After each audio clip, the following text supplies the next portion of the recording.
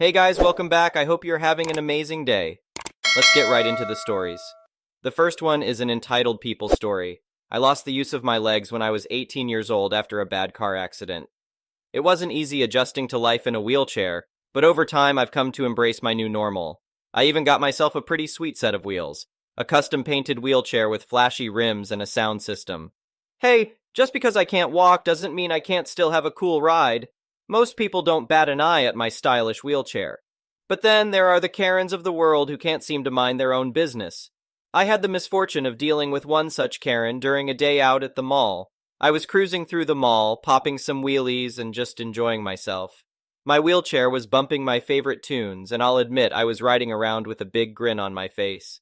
As I rounded a corner, I saw a middle-aged blonde woman standing outside the Apple store, arms crossed and a scowl on her face. I could tell by her "I want to speak to the manager" haircut that this was a Karen in her natural habitat. Still, I smiled and nodded politely as I rolled past her. Suddenly I heard quick footsteps behind me, and then a hand grabbed the back of my wheelchair, bringing me to a jolting stop. "Do you think this is funny, young man?" the Karen hissed in my ear. "That wheelchair is for disabled people, not for you to play around in." I twisted around and gave her an incredulous look. I am disabled, lady. This is my wheelchair." The Karen rolled her eyes dramatically. "Oh, please, I saw you popping wheelies back there. You don't look disabled to me. You're just faking it to look cool." I could feel my anger rising, but tried to stay calm. "Whether I look disabled or not, I promise you this is not an act. Now please take your hands off my wheelchair." The Karen scoffed. "In my day, people were thankful to even have a wheelchair. They didn't disrespect the less fortunate by turning it into a toy." At this point, I'd had enough of her garbage. I ripped my wheelchair out of her grasp and turned to face her. "Listen carefully, because I'm only going to say this once. This wheelchair is my personal property. As a disabled person, I'm free to customize and use it however I damn well please. Now get out of my way before I run over your feet, you judgmental old hag." The Karen gasped dramatically, clasping her hands to her chest. "How dare you speak to me that way? I was only trying to teach you some manners. You millennials are all so entitled and rude." I had to resist the urge to throttle her. This woman was absolutely deranged. I don't need manners lessons from someone who assaults strangers and accuses disabled people of faking their conditions. "Now for the last time, leave me alone," I shouted. But the Karen wasn't finished with her tirade. "You know what? I'm calling the mall security on you. They'll confiscate that wheelchair and give it to someone who actually needs it." She whipped out her cell phone and jabbed angrily at the screen. That's when I realized this situation was quickly escalating out of control. As much as I wanted to give this woman a piece of my mind, getting into a confrontation with mall security didn't seem like the best idea. So I did the only sensible thing. I got the hell out of there. I spun my wheelchair around and took off down the mall corridor as fast as I could. The Karen's shrill voice followed me, still threatens to call security, but I didn't look back. After putting some distance between us, I paused to catch my breath. My heart was pounding, both from anger and adrenaline. I couldn't believe the audacity of that woman. It was 2022. How could anyone still be so ignorant about disabilities? And to lay hands on a stranger like that? Unacceptable. For a moment, I considered doubling back to try to reason with her again. But I knew people like that rarely changed their stubborn minds. It was better just to remove myself from the toxic situation. Still, the encounter left me shaken. I decided to call it a day at the mall and head home, not wanting to risk running into that unhinged Karen again. It saddened me that even during a fun day out, I had been so harshly judged and accused simply for having a disability. But I refused to let one hateful person ruin my spirit. I still ride my flashy wheelchair with pride and pop those wheelies whenever I feel like it.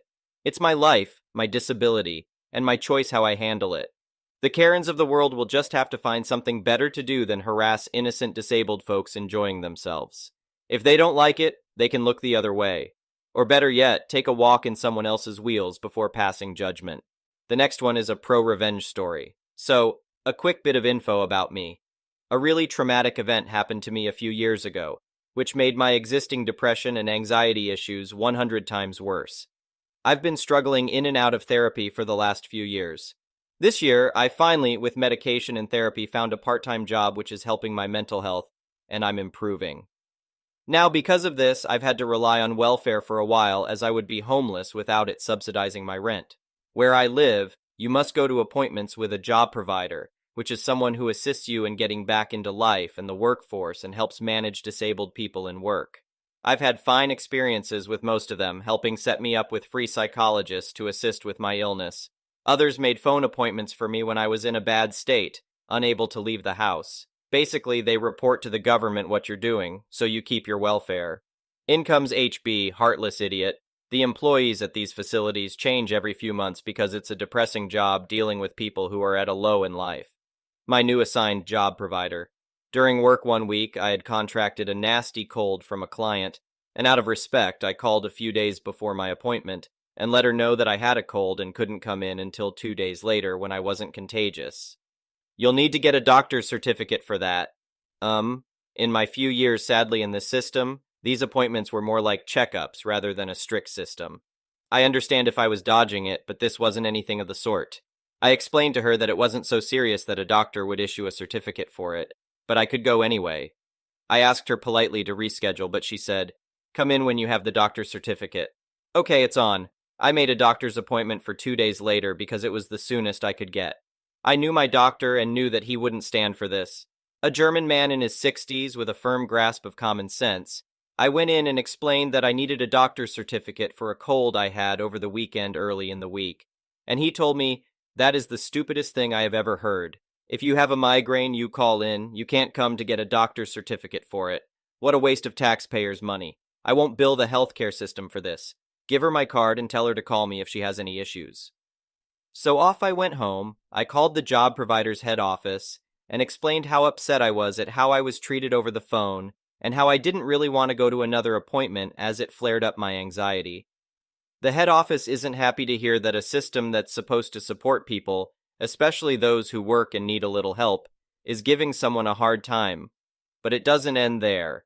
So, sadly, I'm told I will probably have to go to the next appointment with her, which she didn't make. So I decided to go up and show her the doctor's card.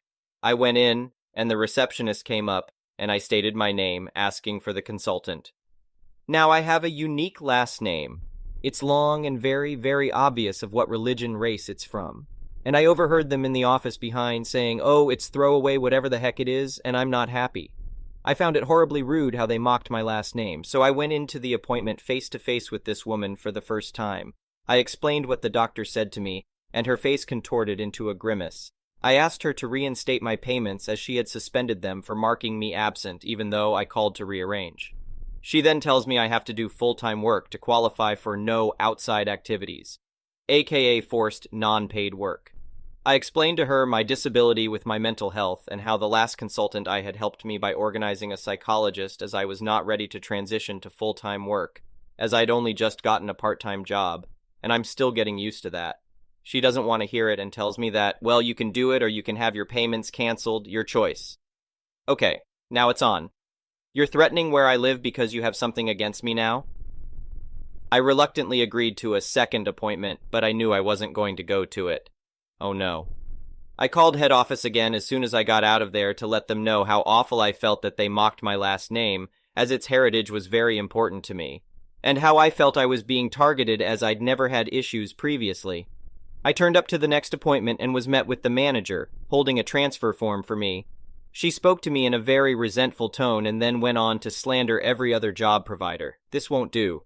I took the form and submitted it to the other job provider, who said that they didn't sign it. A week or two later, I received an email letting me know that the person in question is now in compulsory courses to teach better understanding, as they had been too cruel towards other people as well. They called me to let me know this as well, where I told them about the slandering. Turns out that's the person on the phone. This woman continued to laugh nervously as I told her how unprofessional it is to slander other companies in front of customers. But you know what? Out of my hair. She told me the transfer should come through soon, and I get to sleep at night knowing HB has to attend compassion classes to not be so rude to people. The next one is a petty revenge story. This is my father's story, and I have permission to share it. We're not native English speakers, so expect some confusion. To give some background, my father's side of the family, his father, 70 years old, my grandfather GF, passed away in an accident about 10 years ago. His mother, my grandmother, GM, 76 years old, is a retired farmer. She injured her back while working as a farmer, underwent a couple of back surgeries, which my father paid for, refused to follow the doctor's orders, and became partially disabled as a result of an unsuccessful physical rehabilitation.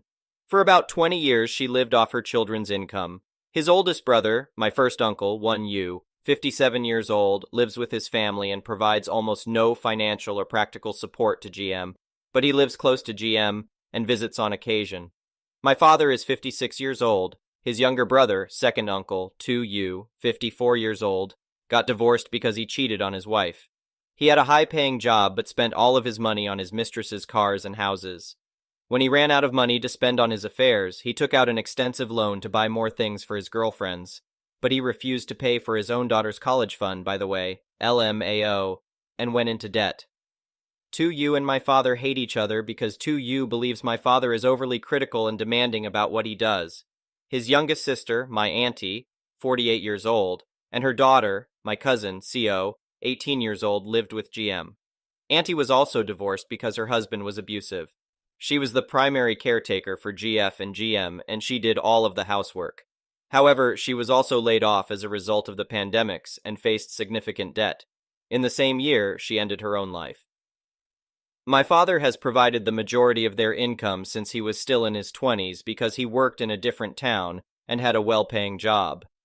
He had been sending the majority of his salary to his parents, to the point where he didn't have enough money to save or live a life appropriate to his income. He even told me that he was unable to pay for my college because he must send money to GM, and the program I want does not have a scholarship. My country requires at least a bachelor's degree. So I had to go to a nursing school that provided full financial aid, a free dormitory, free meals, and the scholarship's installments. The year my aunt passed away, 2019, my parents had no choice but to retire sooner than we had planned for a decade. They returned to my father's hometown and became GM's full-time caretaker and housekeeper. At the same time, 2U returned to live with GM after being laid off and suffering bankruptcy, became a freeloader, doing nothing but drinking, smoking, gambling, and flirting with more women, using my parents' money, obviously. I also have to send 60-70% of my salary to GM's house because my parents' savings are not enough to cover additional freeloader living costs, GM's mortgage, all their debts combined, and CO's schooling and allowance. This almost wiped out my parents' savings, but my father was never a favorite child for some reason, despite the fact that he contributed the most money, caused no trouble, and was always available to help GF and GM with anything, medical bills, running errands, etc. Despite this, GM only believed 2U and always scolded my parents without hearing their side of the story. GM also enjoys pretending to be delirious and soiling herself as a punishment, forcing my parents to clean up after her. They took her to the hospital several times because they worried she had dementia, age-related regression or something, but doctors confirmed that her brain function, thought process, and orientation are completely fine. The recent event that broke the camel's back, GM went to check her bank account. As I said before, she is fine physically and mentally, except for being senile and having back pain. She discovered that her balance had dropped by about $5,000 over the last 10 years.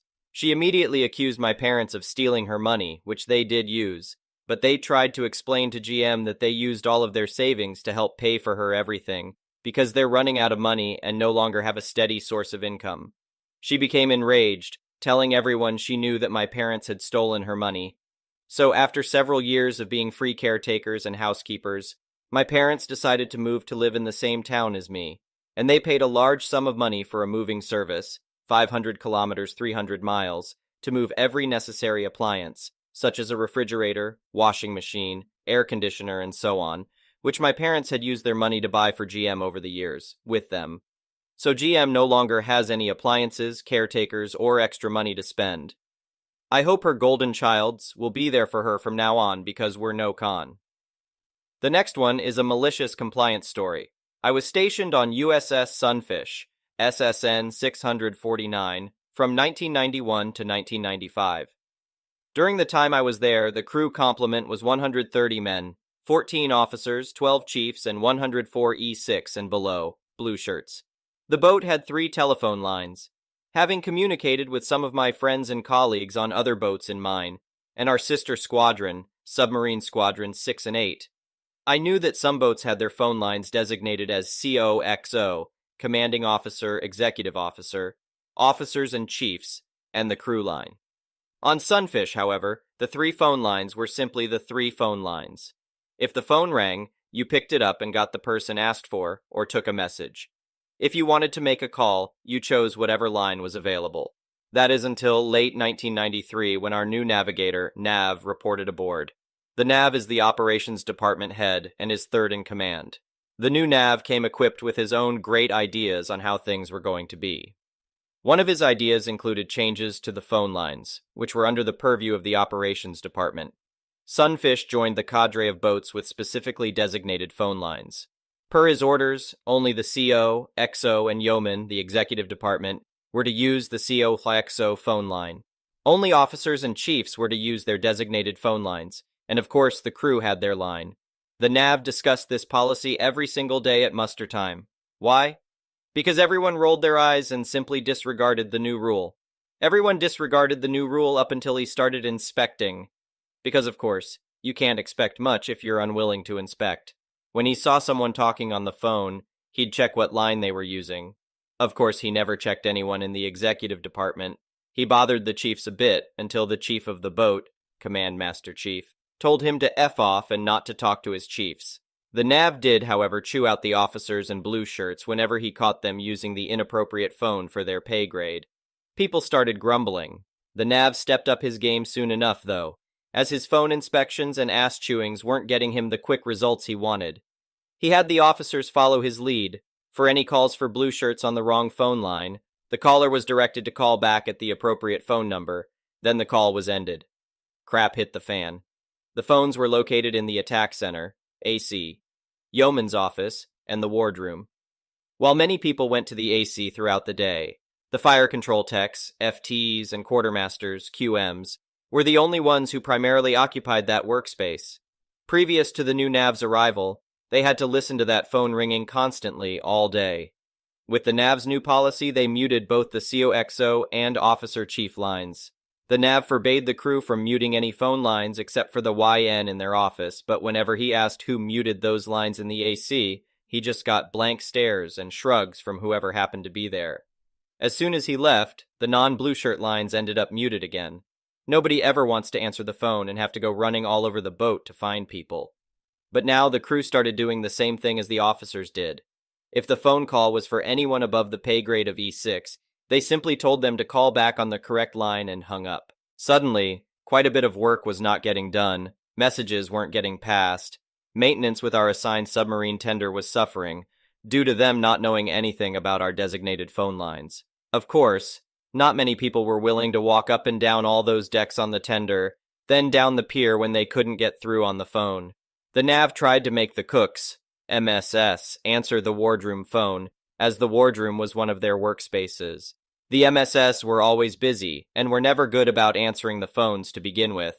Sometimes they would answer the blue shirt phone, because they were blue shirts, but never the officer chief line, unless an officer was in the wardroom to see them ignore the ringing phone. The MSS would laugh that if they answered the officer chief line, they'd simply tell the caller to hold on, set the receiver down, and walk away. Things simply didn't go well regarding the new phone policy. Leadership, namely the NAV, created the problem. Leadership was blamed for all the setbacks in maintenance and repairs. Leadership was blamed by all the families having trouble reaching their family members aboard ship. The chiefs suffered their setbacks but were humored by the crap show, and the blue shirts started to love the new phone policy. They got to watch a bunch of things burn down. Of course, when we answered the phone, we had to identify the boat, that the call was on a non-secure line, and state our name. But everyone talked so fast that there was no understanding or accountability as to who answered the phones. It was truly a "the beatings will continue until morale improves" situation. By the numbers, most of the crew made a good time of the whole situation, and really enjoyed pointing out that everything was great until the new NAV showed up. The next one is an entitled people story. Another Reddit story reminded me of this gem that happened a few years ago. I work one-on-one with clients, in a job that's not really a big issue to reschedule usually. A return client had an appointment in the afternoon, but the morning of, I got the tragic news that a dear close friend had passed away. Obviously, I was a mess and asked the client to reschedule due to an emergency. I scheduled him a week and a half later, and when he showed up, I explained why I had rescheduled, and he offered me his condolences. After the services, however, when I was charging him, he turned to me and said, "Well, since you had to cancel our last appointment, could I get a discount?" I literally stared at him for like 10 awkward, cringe-filled seconds before just saying, sure. Gave him a 20% discount basically because my friend died. I took his payment and then made up an excuse to say goodbye quickly. He definitely knew he ducked up as he looked a bit like a dried-up turd when he paid. He tried to book in again, but I made up an excuse to avoid him for like half a year until I got over it. And once I finally booked him in again, he was much more sensitive and calm, and even tipped me afterwards. I don't live in a tipping culture. Thank you for watching. I would really appreciate it if you could like the video and subscribe to our channel if you haven't already.